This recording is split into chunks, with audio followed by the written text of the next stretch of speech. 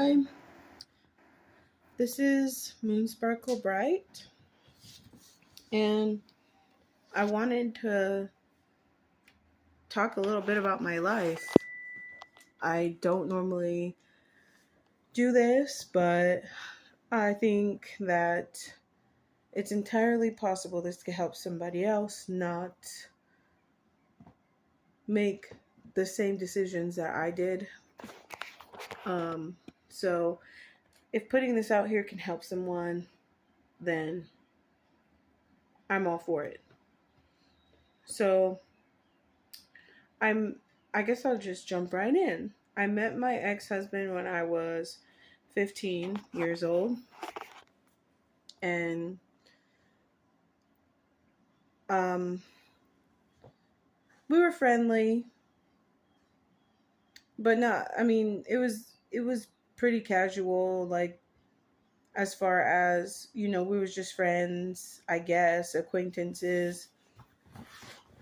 Um we met at school, and one day, he was actually dating one of my friends at the time, and I never even looked at him like that. Never. But one day I was walking down the stairs to go to another class, and he was there, and one of my ex-boyfriend's friends was there, and he like started kind of getting at me as far as like um kind of picking on me in a playful way, and I just started, giving it right back to him. And then I just went about my business. I didn't even pay attention to my ex-husband. I just went about my business, went to class, and then my ex-husband, texted me, and that's how everything began. Now, you might be thinking, oh, you're shady. You started talking to your friend's um, ex. Now, I made sure it was okay with my friend first when I started, like, when I let her know that he was texting me. And I was like, are you cool with this? Like, are you okay with me talking to him? And she was totally cool with it. So I was like, all right, I like him, so I'm going to keep talking to him. Judge me if you want to. I really don't care. I'm just putting it out there. And so we just kept texting. And eventually we meet up that summer, and we start dating. Our talking phase lasted, like, back then you'd be in the talking phase. Our talking phase lasted, like, I don't know, like maybe 2, 3 months, which is a long time when you are 15, 16. So um, when we started dating, I was 16. Um, and so I was, I was like, I fell hard for him pretty quick, and it was way too serious for how young we were. Um, he was my first love, my first time, everything.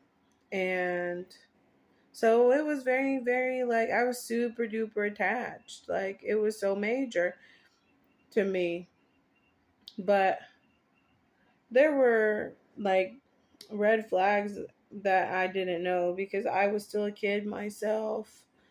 Like, early on, he started talking about, like, us getting married. And mind you, we're both 16, okay? He starts talking about us getting married. He starts talking about, like, us having kids and stuff. And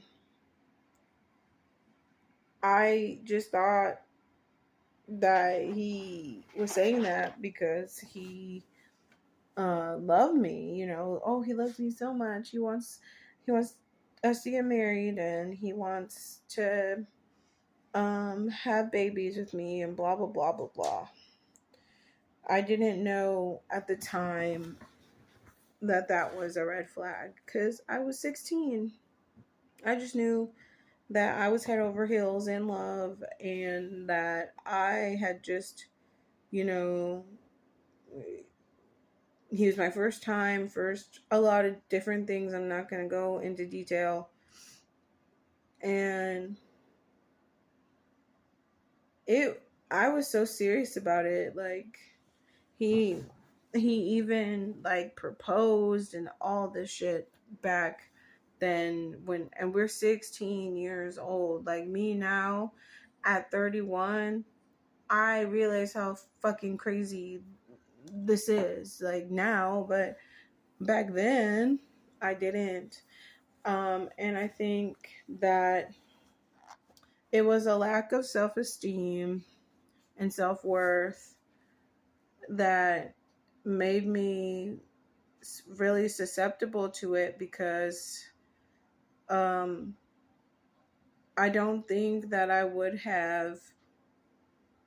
think I would have like thought he was crazy, if I had have had like the self-esteem and everything that I have now. I would have thought he was crazy. But then again, I was young, and I tried to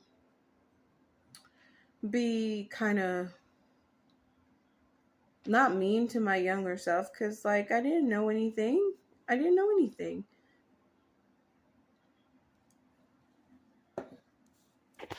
So, okay. So yeah, we were together for not even a year. And what happens? I end up pregnant. Yeah, pregnant. And there's some stuff that happened with my first pregnancy I'm not really ready to talk about. But that pregnancy um didn't didn't I didn't deliver, and it devastated me. And but then I got pregnant really quickly afterwards. I know. So, not the best choices, but I don't regret my children, like, at all. But I was a teen mom, and after I got pregnant, it's like something changed, and he started to be like really really mean to me. He would yell at me, he would cuss at me, whatever, and I just was like, well, I'm now pregnant, and I don't have my like my diploma, and like, what am I gonna do if like I need him? That's what I was thinking. But he was very mean. He would yell at me, he would cuss at me. The verbal abuse started like right after I got pregnant with my oldest. And but again, bearing in mind that, like, this is the only guy that I had ever been with in that way. Like, I was still so attached, and now he's the father of my kid. Like, I was the thought of ending it, of me just saying I'm done with you, like, bye. I just couldn't even bear. I couldn't bear the thought of me and him not being together. The thought, I just couldn't handle it. So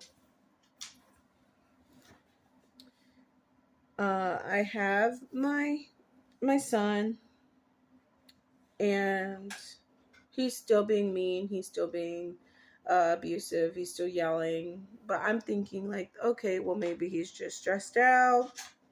No, he's not just stressed out. There's really no excuse for that type of treatment, you know? No excuse. Stressed or not. What is that my fault? No. It's both our faults. Like, we both made these decisions. We gotta live with them. I'm not yelling at you. Like, you don't need to treat me like that, especially like I just had our son. Like, you know, what the fuck? So then um I turn 18 and I move out my mom's house, move in with him and his mom. And it gets even worse after that. Like, he starts really, really like full blown screaming at me and like cussing at me. And his mom and brother don't do nothing. Like, they don't say nothing. They don't do nothing. Like, nothing. They just let him, you know, treat me like that. And I just felt so low because I had like gained a lot of weight with my pregnancy, and I just thought like I felt so ugly, and I felt like nobody else was gonna want me, so I had to stay with him. Like, as horrible and pathetic as that might sound, like that's really how I felt. And I know that there's some people out here watching this video that like really might feel that same way, you know? And that's how I felt. I felt ugly. I felt undesirable. I felt so low, especially when you're getting yelled at all the time. Like, you're getting yelled at and then someone's telling you that they love you, and then you're just like, well, maybe he does. Like, maybe this is love, you know? It's not. It's not love. So what happens after that? Okay, there's a lot of that. But then I fall pregnant again. Yes, I know. I end up getting pregnant again around, I think my oldest was like maybe 6 or 7 months old. But I skipped. We got married. Okay, we got married when my oldest was like 5 months old. And on the wedding day, okay, and I shouldn't have done it, like, I'm skipping around. I'm sorry. I have nothing written down. This is just like straight off the dome. Like, I just feel like I should get it out here because I feel like it could really help somebody. And I'm finally ready to talk about it. So we go downtown this is before we like get married, before I get pregnant again.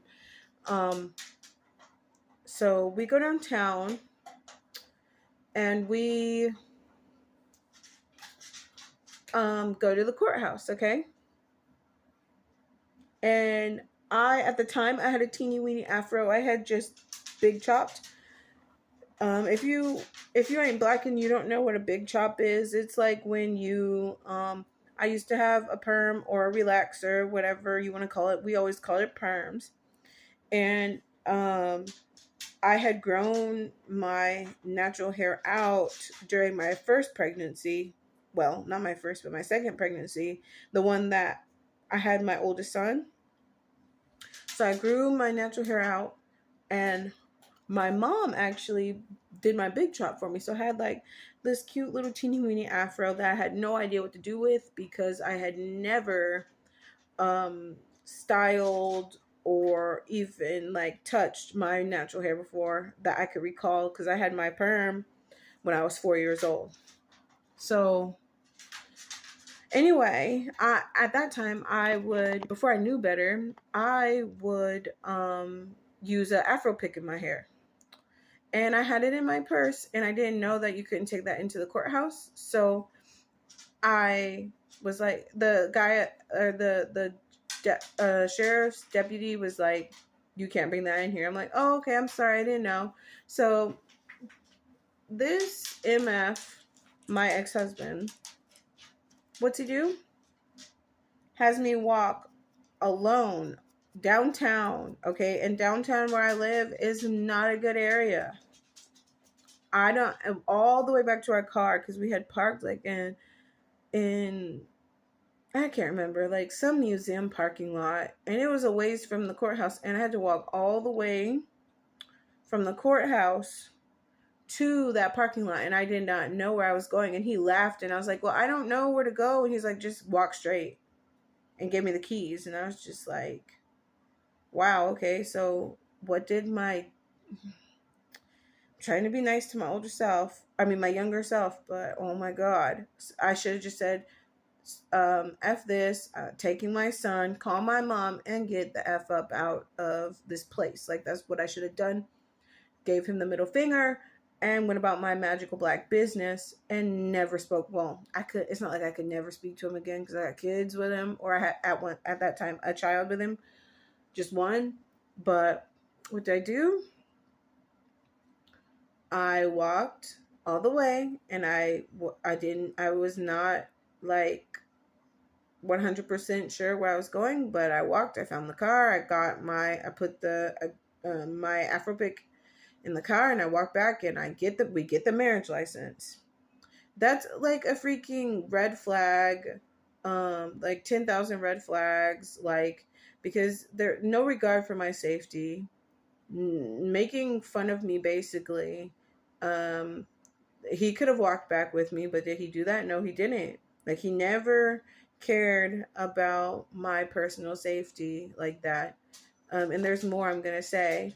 This is just part one. I can't tell it all like in one um video because I was with him for like, I don't feel like doing the math right now. It's like 15 years or something like that. So anyway, I walk back to the courthouse. We get the marriage license. So then wedding day comes around, and we're fighting on the wedding day. Okay.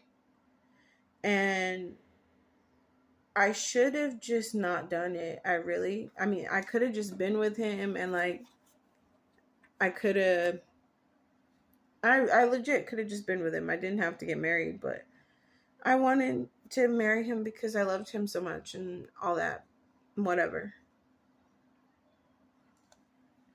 So on our wedding day, we get married, obviously, at the county detention center. That's where like the uh I guess the justice of the peace is. We was there. Our son was there with us, and um his family was there, and that was it. And so we did that. We got married. Our wedding night was shitty. Not special at all. At all. And then yeah, I was married. I was happy to be his wife, for real. I took that seriously because I really loved him and all that, whatever, right? And then like a couple months after, no, yeah, like 2 months or so after we get married, I get pregnant with my second son. And there was like more during this period, like the verbal abuse, emotional abuse doesn't stop. Like, he would call me names. He would call me fat. He would call during my pregnancy. Um, and he just was, he was very, very cruel. Um, so we have our second son, and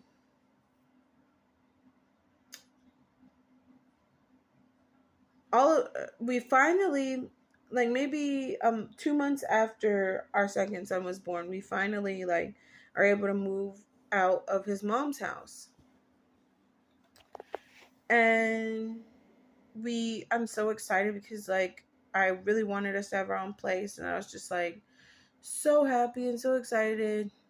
And we get our apartment because we were on the list for income based apartments, because he, just like I didn't have a diploma, he didn't have a diploma either. We both were high school dropouts. So he was working at the grocery store, and um, I was mothering. I was a stay at home mom. And so we finally got the call that our apartment was ready, and I was over the moon. I was so excited, like, so happy to get out of his mom's house with my two kids and my husband. And when we moved into our apartment, things like had kind. I mean, we was still fighting. We definitely was still fighting, but things had kind of calmed down. Things had mellowed to a degree. And like I remember he would like come home for lunch, and he would um act like he was into me a little bit, and act like he was happy to be around me. But that didn't last long. After being there for about 6 months, he pretty much reverted back to being his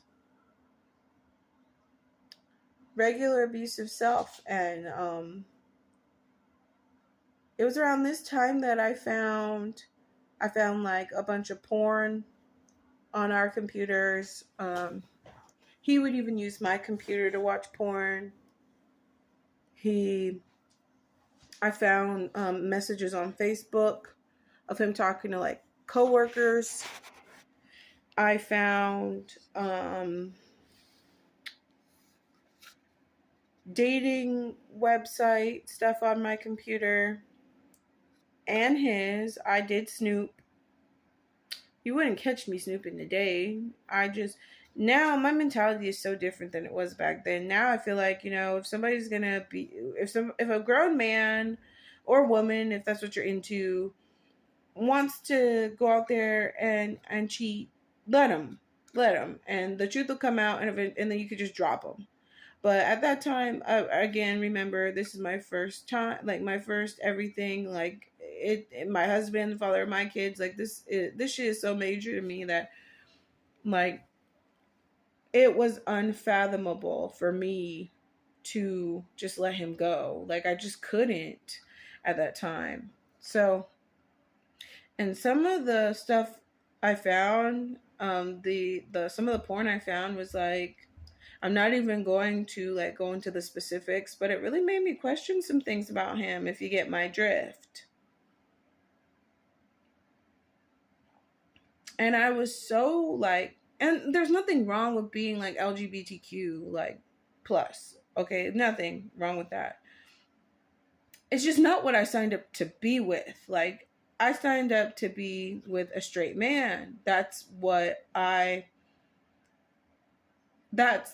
desired. And I just question. I have a few questions now, but I don't really. I mean, it's his life, it's his choice, it's whatever. But it's not what I signed up to be with, and that I shouldn't have to be with someone who's not straight if that's not what I want. Like nothing against the LGBTQ plus community at all. I think that they deserve the rights of anybody. Love who you love, and nobody should be able to tell them any different. Like they should be able to be with whoever they want to be with, as long as nobody's hurting nobody. Like I really don't give a fuck. So, but yeah, like I was in such denial about that I was like, oh well, maybe it was his brother. Like maybe his brother put this stuff on the computer. Like no, it wasn't his brother. Like it was him. It was him. Like the fuck. But I was so like, I just couldn't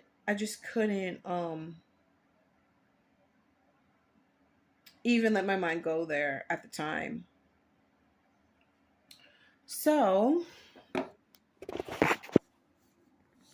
what else? Okay, so yeah, so I'm fighting this stuff, and then like I get pregnant again. All right, I do. It happens to me again. Okay, and I wanted all my kids. Like, I was happy every time I got pregnant. Like, you know, I would.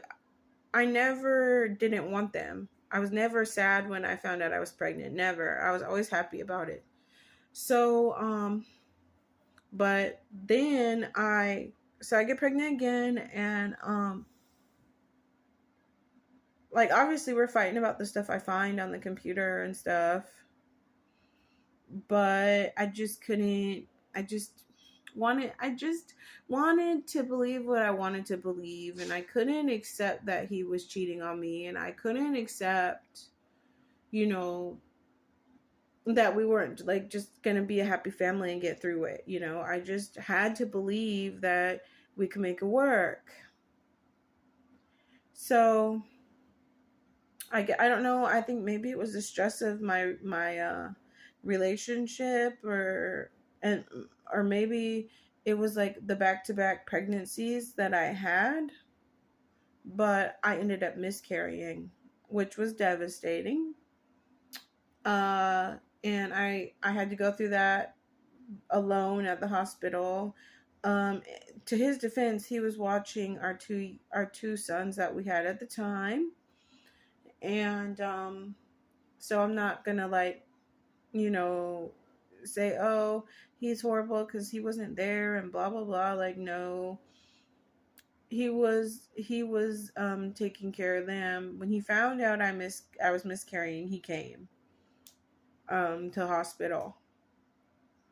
And um yeah, that happened, and he really wasn't very, we didn't really talk about it, and it was just something that I had to kind of deal with by myself, which was hard. But I'm one of many women that have miscarried.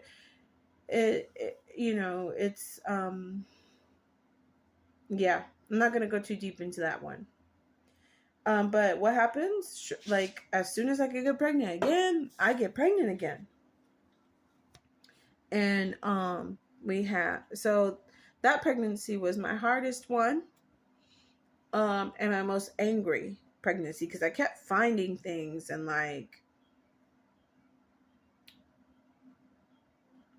he was like pretty cruel during that pregnancy too, because he would like say, well, if I can't get somebody to watch the boys, then you're gonna have to go in there by yourself, and you're gonna have to give birth by yourself. Like, I can't just leave them. Now, I understand that, because I had C-sections, so you definitely can't bring kids into the operating room. But we had family around that could watch our other kids. Like, I feel like he did that and said that just to fuck with me. And so I was worried about that. I was finding more evidence of him cheating. I was finding like receipts for like Valentine's Day stuff that he had bought somebody else. I found that when I was like 8 months pregnant with our youngest. And just more yelling, more verbal and emotional abuse. Like, that never stopped. And I guess I'll leave it there, because yeah, this is a good point to leave it at, because after I had our youngest, things went to a whole, like, things kind of changed even more between me and him. And I'll talk about that. I'll talk about how it was when I brought my baby home, and like, so yeah, we'll get into part 2 later. But in short, I guess I'd say when if you're getting yelled at and cussed at, um if someone doesn't value your safety and your well-being, run. Don't do what I did and marry them, and you know, just don't make my mistakes. If you get anything from this video, I hope you get that, because those were major red flags, and for some reason I just couldn't see it. I think maybe it stems from the fact that, like,